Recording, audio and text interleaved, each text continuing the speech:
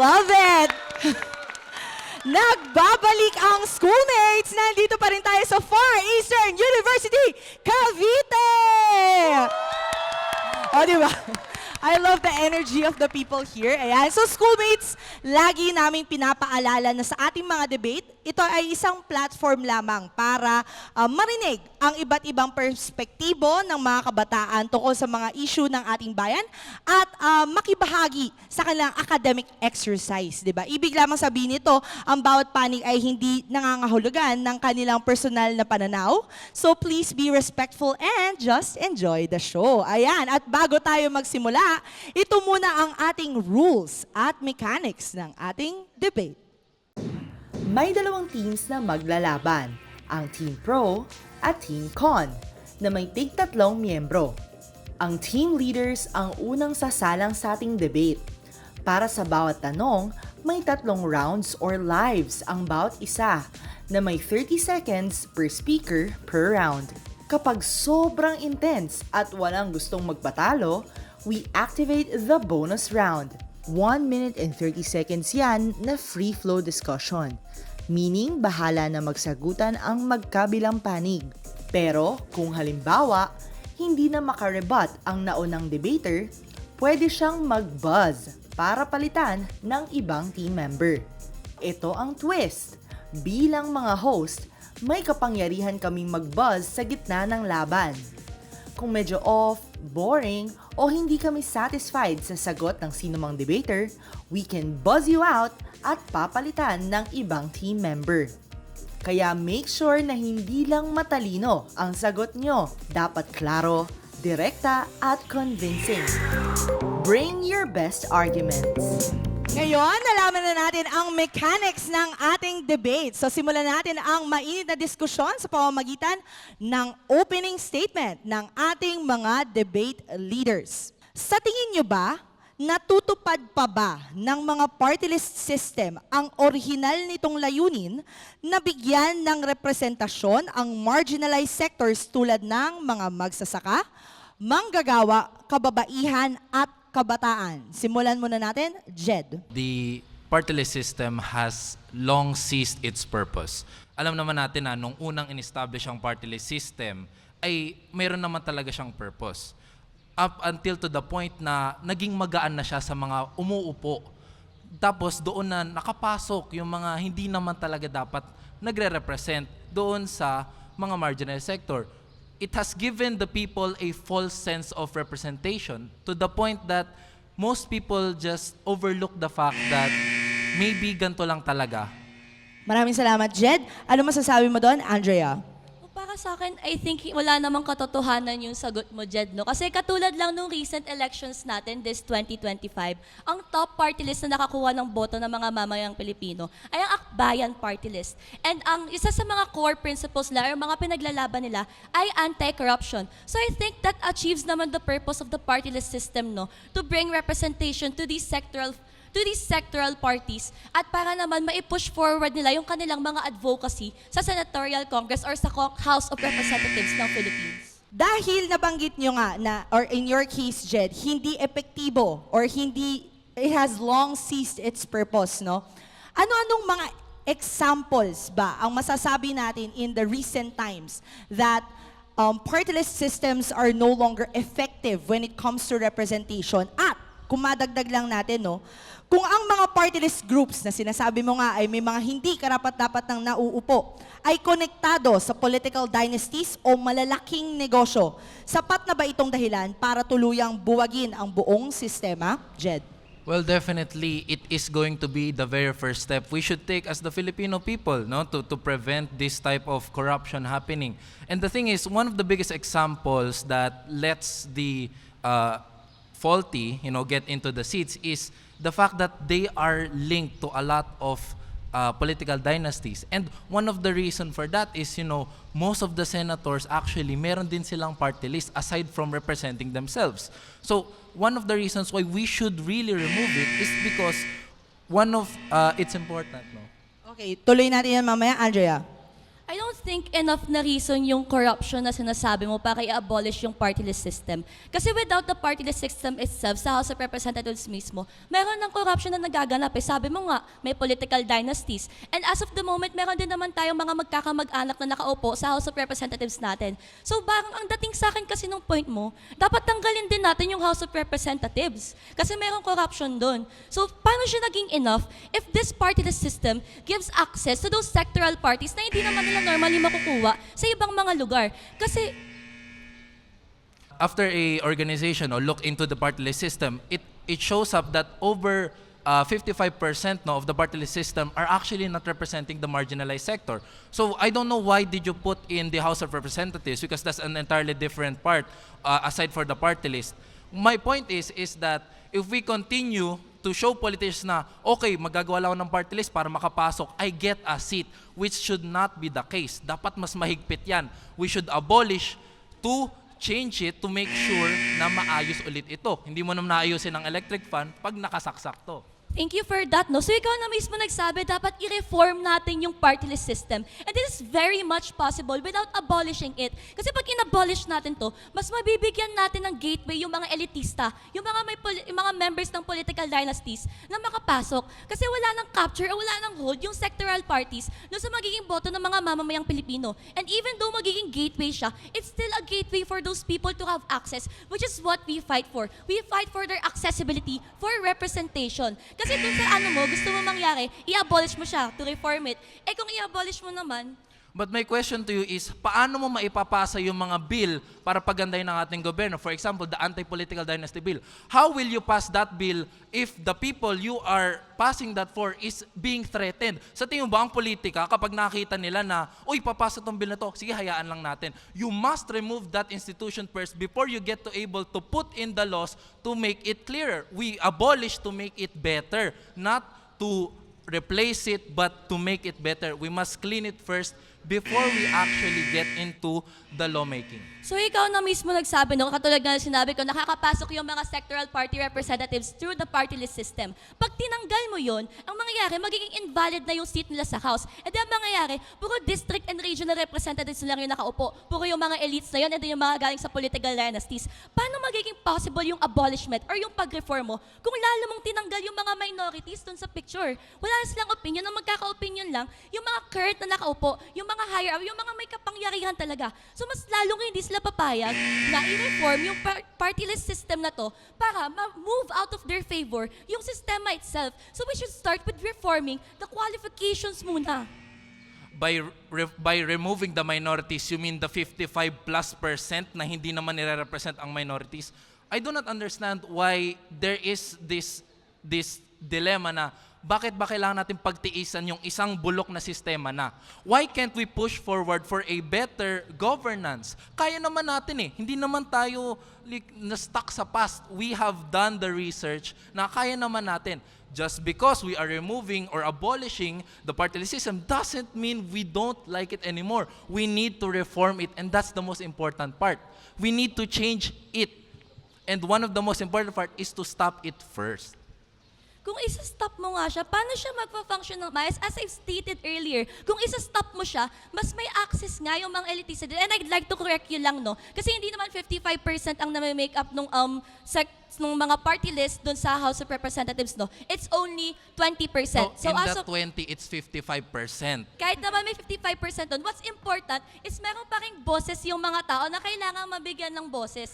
In the small parts of the party list, yes. O yung kahit ibang nasa party meron list. pa rin. Diba? So kung And then, tatanggalin mo mention siya, mo kanina, Akbayan. It's one of the known ones. Okay? Like, it's the bigger ones. Paano yung mga maliliit? Paano yung mga hindi naririnig? ayun, thank you, paano yung maliliit kung tatanggalan mo sila ng platform to access Exactly, their seats? kasi hindi sila makapasok. Let's say, for example, Danilo Ramos, tumakbo siya. Si Ronel Arambulo, tumakbo siya for senator. Bakit? Hindi sila makapasok. Alright, maraming salamat. Ang galing ng ating first speakers.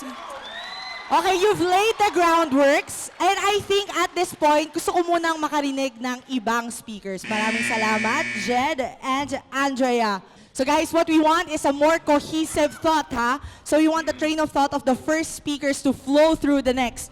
Pero maglalagay tayo ng additional layer of question. So, nabanggit kanina na, okay, tama yung correction kanina, no? But I do understand also that 55% of the 20%, medyo may ibang pagkakaintindi doon, no? So, linawin muna natin. Ang party list system na nakasaad sa 1987 Constitution ay merong 20% seat allocation sa House of Representatives. So, it's not a total House of Representatives. So, sa tingin nyo ba, with this 20%, dapat bang manatili siya? Dapat ba natin pataasin, pababain, or should we just abolish it altogether? Give me your answers, Jazz. As applicable po earlier, if the 20% is already corrupted by 55% of those who are part of the elite, not to mention are these people who are connected to political dynasties as well as upper-class businessmen, how would they even represent the minorities that they should already be talking about or speaking about po? It is the matter po na 2/3 po kasi ng votes nila is ang nagka-count when it comes to passing a certain bill po. Alright, sige. Let's hold that thought. Let's make it more concise. Jill, ano masasabi mo doon? I think it's a matter of democracy itself. You are voting people. Binoboto mo mga tao mo para ikaw yung magkaroon ng representation sa iyong korte. So kung kinat mo ang 20%, let's say 20% na siya. Compared sa ating 255 seats already assigned to our district members, which you could say na mas corrupt sila kumpara doon sa ganun. Due to political dynasties in their own district representatives, as districts are always consisted of either multiple cities, sino mas kilala sa cities na yon, or yung minsan sila city. Alright, sige. Balik tayo, Jazz. Ano yung gusto mo sabihin kanina? As I was saying po kanina, yung 2/3 po kasi na votes na yon is in their jurisdiction po. Like, dun po siya nakafocus sa mga tao na yon. And by removing like those 20%, which is already corrupted by the 55% as mentioned earlier po, it is supposedly a help po to boost like a certain voice po, which is not, it is not po like yung sinasabi ni Jill kanina na porket tatanggalin namin yung 20%, mababawasan na ng boses yung minorities. Sige, Jill, let's finish your thought. Ano yun kanina? I think that is your purpose first. First of all, that's your purpose. You're literally cutting out the 20% that has the other voice in the, let's say, na pure on like 80% sila ay mga district representatives. The district representatives are yung main goal nila ay yung mga iserve yung people under their representatives. So in general terms, how about the specialized ones, right? Regarding yun sa sinabi mo earlier, it's not about the, it's not about it's not about the percentage itself kasi. It's also about what they represent. Are they still staying true to their purpose according to the Constitution? Those people can be represented, of course, outside even of the Congress. But what you're saying right now is if in-strip ko yung 20%, nakasama dun yung 55%, that doesn't stand for what is needed by the masses.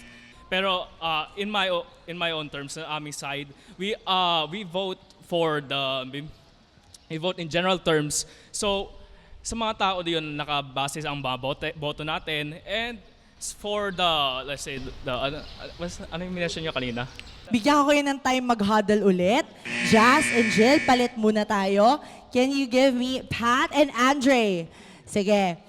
Let's hold the thought from our comrades. So, okay. Tignan natin ang layer ha. So, sinasabi nila kanina kasi, what I'm getting from it is, it's a culling game. So, parang if you called out the rotten batch of the apples, it should supposed to help make the system better. It's what we're trying to jump off from, no? But do correct me if I'm wrong. But dito sa ating next question, laliman natin, no? Yung 2% na threshold na at yung paraan ng pag-compute ng mga seats na meron sa House of Representatives na naka-allocate para sa mga party list system na to, talaga bang masasabi nating nire-representa nila kung ano yung mga sinasabi nilang advokasya? And can you give me a tangible example of why or why not, Pat? Okay, for starters, I would say definitely no. In the current state of the Philippines, makikita naman natin mga Pilipino kung ano ba, paano ba nila ginagamit yung pork barrel or yung fundings natin sa bansa natin. Ano ba yung naging reflection neto throughout the days? Let's start with the flood control issue. And not only but the flood control issues, but other party lists na nakikinabang or let's say na nag-advocate for help or nag-empower sa so-called na tulong para sa bayan, hindi nagre-reflect mismo sa situation natin ngayon. Alright, Pat, thank you. Andre. Pero hindi mo kasi pwedeng i-generalize na yung sinabi niya na for flood control lang yung party list system niyan, since ang party list system is for representation of marginalized groups and underrepresented groups ng Philippines. So, hindi lang naman dun yung factors na nakaka-affect dun. So, marami pa siyang ibang factors na pasok pa dun sa may party list system na, ayun nga, in-establish siya to mechanize na magkaroon sila ng representation sa ating,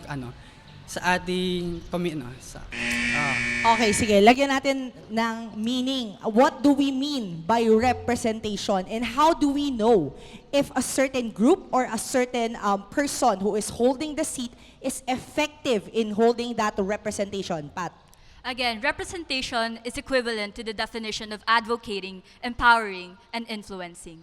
Sa isang organization, equivalent to a party list, kung ano yung ina-empower nilang motive, kung ano yung ina-empower nila sa mga mamamayan, ayun dapat yung sector na kanilang tinatalakay. What you mentioned earlier, that it's not focusing about the flood control, well, it's an example. However, sa iba pang examples natin dito, marginalized sectors are the ones who are prone for this activity.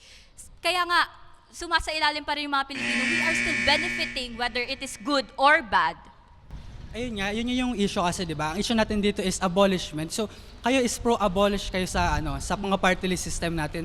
So, sinasabi mo na ang kailangan, as mentioned by your co-team, so yung team member mo is, ang sabi niya kasi is, ang kailangan natin is reform. So, yun nga yung inaano namin na ang kailangan natin is reform, hindi siya removal. Kasi yung sa inyo kasi is abolish, which means to remove. So, ang kailangan natin is reform kasi ang issue naman natin dito, ang system is hindi siya yung main issue. Ang main issue dito is yung abuse sa system. So when you say reform, technically, it's not just providing alternatives or alternative solution. Meaning to say, kung nakita mo na yung gulay, namumulok na yan, kasama pa ng iba pang gulay na fresh pa, hahayaan mo ba mamulok yung gulay na yon? Hindi, di ba?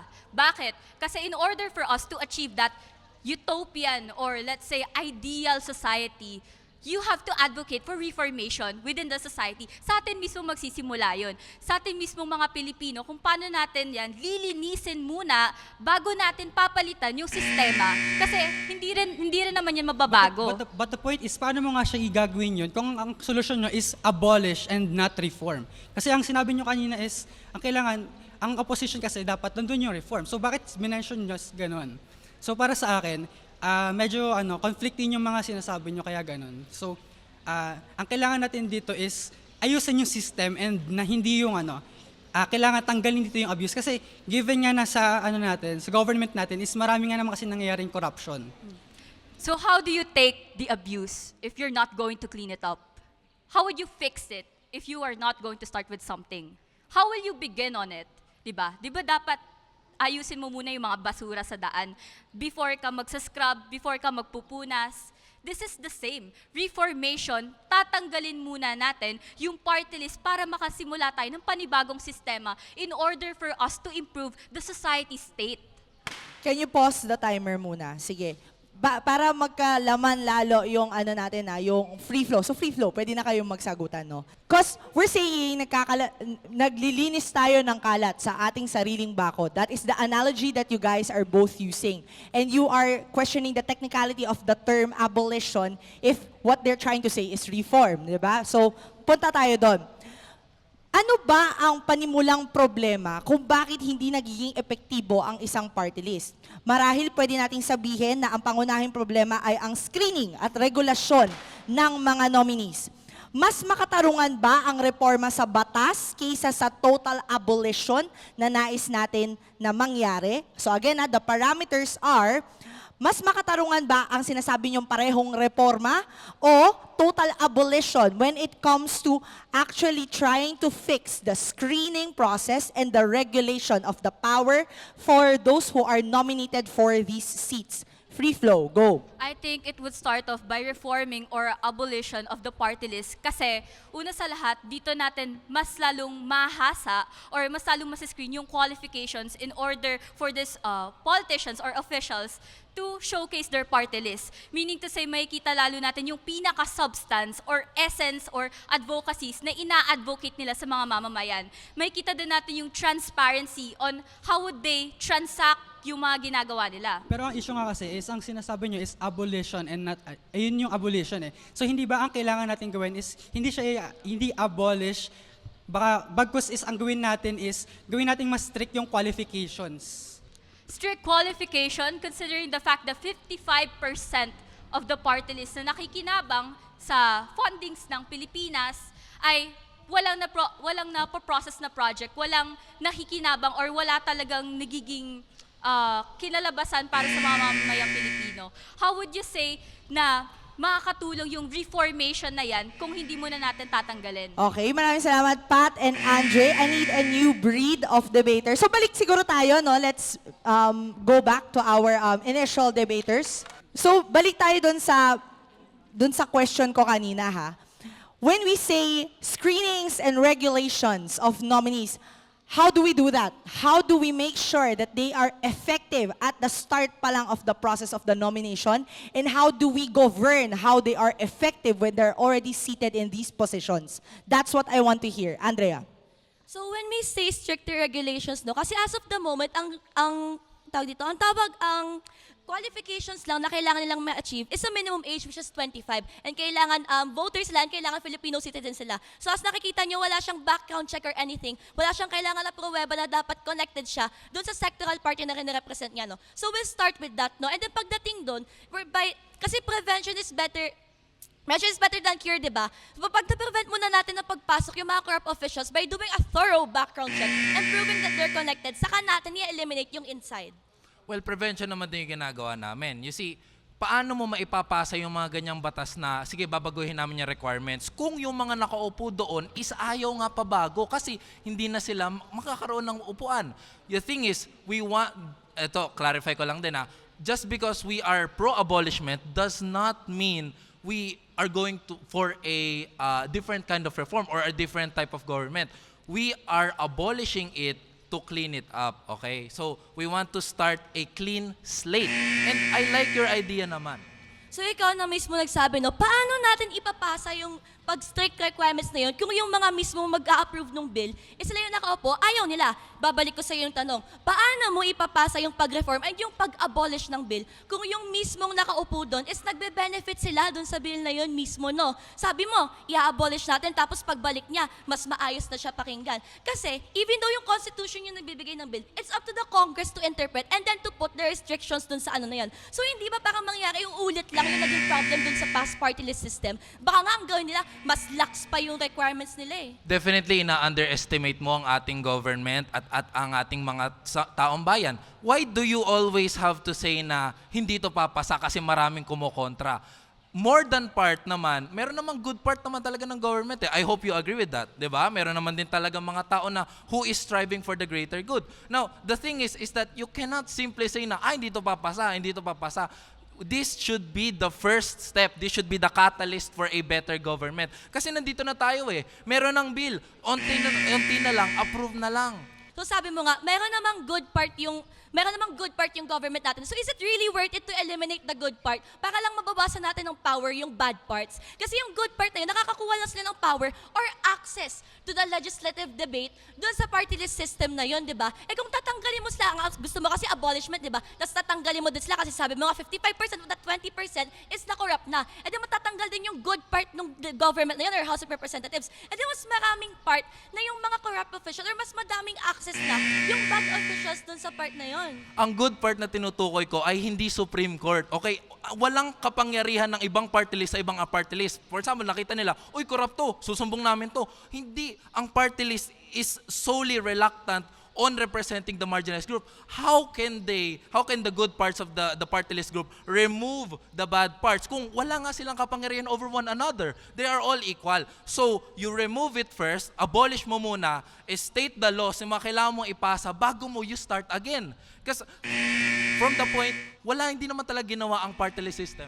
So are you suggesting ba na i-wipe out din natin yung buong House of Representatives? Kasi yun ang gusto mo mangyari. Matanggal yung mga kurakot sa Senado, di ba? Para maipasa yung ng maayos yung bill, para mas strict yung requirements, para mas hindi sila makalusot. No, I did not say that. I did Pero not that's say the that. implications, di ba? Kapag sabi mo, para mas ma-reform natin sila, para mas may access yung mga sectoral parties doon sa mga gusto nilang ipakitang plataforma, mas present naman yung sa side namin eh. Kasi ikikip namin yung party list system na yun, and they will stay in their seats. Pero umpisahan namin, sa berbensyo na makapasok pa yung mga corrupt officials na magka-access pa sila doon sa guaranteed 20% seats in the House of Representatives. Pero how can you guarantee nga na kapag pinasa mo na yan, malilinis mo na talaga yon?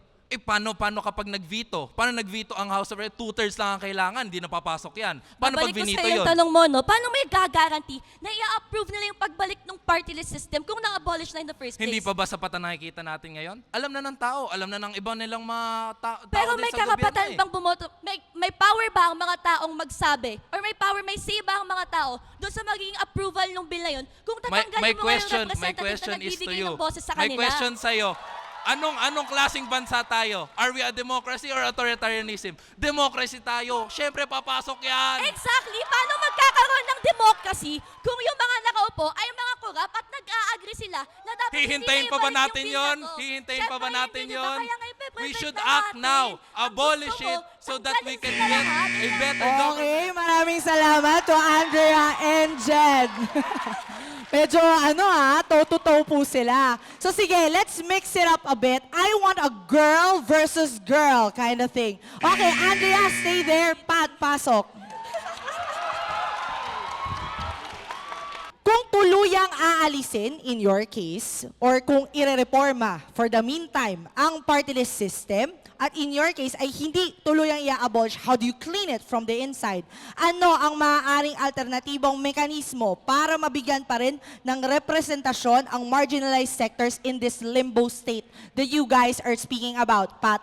Let's talk about under Article 7 of the 1987 Constitution, which is Executive Department. Kada department, merong namumuno na secretary. So yung mga departments na yun, DOH, Department of Justice, Department of Foreign Affairs, lahat sila may kanya-kanyang ina-advocate, may kanya-kanya silang motive kung saan yung sector na yun, mas lalo lang binibigyan pansin para sa mga mamamayan to benefit. So paano mo masasabi na yung mga nakaupo doon is hindi kasangkot or hindi related doon sa mga corrupt officials na gusto nyong itaboy? Just like what you mentioned earlier, there are certain qualifications. Under the 1987 Constitution, part din ng Section 2 and Section 3 ng Office of the Vice President and President, merong qualifications or standards na sinusunod para mahasa ng maayos yung mga uupo na opisyales. Thank you, no? So ikaw na mismo nagsabi, sige, let's drop articles here. According dun sa original purpose, no, ng party list system, is to give access to representation para dun sa sectoral parties na yun. And according naman sa Congress, yun talaga yung purpose nila. Yes. It's not the system that's at fault. It's the interpretation of it. Kasi pumasok lang naman yung accessibility ng mga corrupt officials nung nagsampa ng kaso si Atong versus Comelec. Kasi ang nangyari doon in 2013, ang napalitan yung interpretation ng bill, ang nangyari, nabigyan ng access yung district and regional representatives na pumasok doon sa guaranteed 20% na yun. Again, ang tinutukoy dito is yung mismo mga opisyales na umuupo dun sa mga party list na yon. Ano ba yung nagiging processing nila? Paano ba sila nag-function? Paano ba nagre-reflect yung mismong ginagawa nila? Would you say at the current state right now na nabibigyan pansin yung mga marginalized sectors na yan? Even though sinasabi mo na mga elitista, businessman, or mga opisyales na magiging corrupt lang lalo if na-abolish lalo yung party list, hindi ba sa 55% on the 55% na nakikinabang ng party list ngayon, Meron pa rin naman, no, I will not drop names, pero merong party list na continue lumalaban para sa pagtaas ng minimum wage ng mga teacher, no. Another party list, they're actively fighting for labor rights, no, para naman sa mga farmers and para sa mga workers natin. So hindi naman kasi porque corrupted na sila, is tatanggalan mo na rin ng boses yung mga hindi pa nagiging corrupted doon sa part na yon. Kasi ang point nga ng party list system, we give them access, we give them a boost. Kasi compared doon sa mga district and regional representatives, may reputasyon na sila. Sabi nyo nga, kadalasan galing sa political dynasty, mas may access na talaga sila para makaapak sila sa Kongreso. And then yung mga tao na to is wala. let me ask you, paano yung mga nakaupo sa mga party list na yun, meron na ring posisyon na inuupuan sa iba pang party or iba pang department, kumbaga mas lalo silang nabibigyan, mas lalo silang, ano tawag doon? Mas lalo silang nag-gain or nagkakaroon ng personal gain sa trabaho nila, hindi nabibigyan yung ibang sectors or yung tinutukoy na marginalized sectors sa sinasabi mo. Kasi sinabi mo na kanina even though it's corrupted, sa tingin mo, sa tingin ko ba, kung paano kung ma-abolish is mabibigyan pa ba ng pansin yon? So yun nga, no, balik tayo dun sa point ko kanina, di ba? Kung corrupted na sila, paano mabibigyan ng pansin yung sectors na yun? I ask you again, paano nga papasa ulit yung party list system bill kung yung mga nakaupo is kurakot na? So let's look at the long-term effects, no? Let's look Kaya at the nga natin tatanggalin yung mismong party list system para malinis ng maayos, para magkaroon ng reformation ng magandang screening for the qualifications ng mga opisyalis na uupo para there's no redundancy with the advocacies, the officials, their motives. Kumbaga, magkakaroon ng panibagong sistema in order for us to improve pa yung current state ng bansa natin. Girls, you're not answering the question. In your case ano ba dapat ang kwalifikasyon ng isang nominado para makaupo? And in your case, kung hindi abolition ang tamang sagot, what is the alternative solution that you are proposing? I would say yung isa sa mga qualifications sa mga nakaupo is magkaroon ng centered focus na department or advocacy kung saan yung kinatatayuan nila, iisa lang muna yung hinahandle nila. Iisa muna yung ina-advocate nila, kung saan na sila nakafocus, doon nakacentralize yung idea nila para given or open yung opportunity sa mga tao na gusto pang mamahala at tumulong. And again, with the abolition of the party list, I think it would be effective na ma-reforma or mabago pa lalo para mas lalong mahasa ng maayos yung mga tao makikinabang doon. So balik tayo dun, no? Nabanggit mo na dapat mayroong stricter qualification. Yes. That's present din kasi sa side namin. Now, what makes our side better than yours? Kasi ang sinasabi mo, ang dating sa akin Again, here, you want to remain some of the party list there. However, due to statistics and the current state, hindi nagre-reflect na it would be effective 13 years ng Pilipinas under that party list. Walang pagbabago, walang nangyayari. Sa tingin mo, how would you still push that idea kung nakikita ng mga Pilipino na wala? Asa ng pera ng bayan? Sino ang nakikinabang? But I would like to clarify that it's not the fault of the system itself, no? As I've said nga, it's the interpretation. We are the system. The government is the system. Lahat ng taong mga opisyalis na ikinabang dyan, kaya nga sila party. So kung Kasi they tatanggalin are mo yung boses advocating. natin sa sistema by removing that party list system, how are we sure na those who remain seated will still continue to serve our They will interests? not be remain seated because it will be reformed. Okay, thank you so much, Pat and Andrea. Muli, maraming salamat sa ating mga debaters mula sa FEU Cavite para sa isang makabuluhan at sobrang init ng diskusyon natin kanina. No? At sa aming pagbabalik naman po ay pakinggan naman natin ang opinyon ng ating mga estudyante. Siyempre, ang mga audience natin kung totoong kayo ay nakinig kanina. Alamin natin kung sino rin ang ating magiging best speaker for this episode. Dito lang yan sa Schoolmates.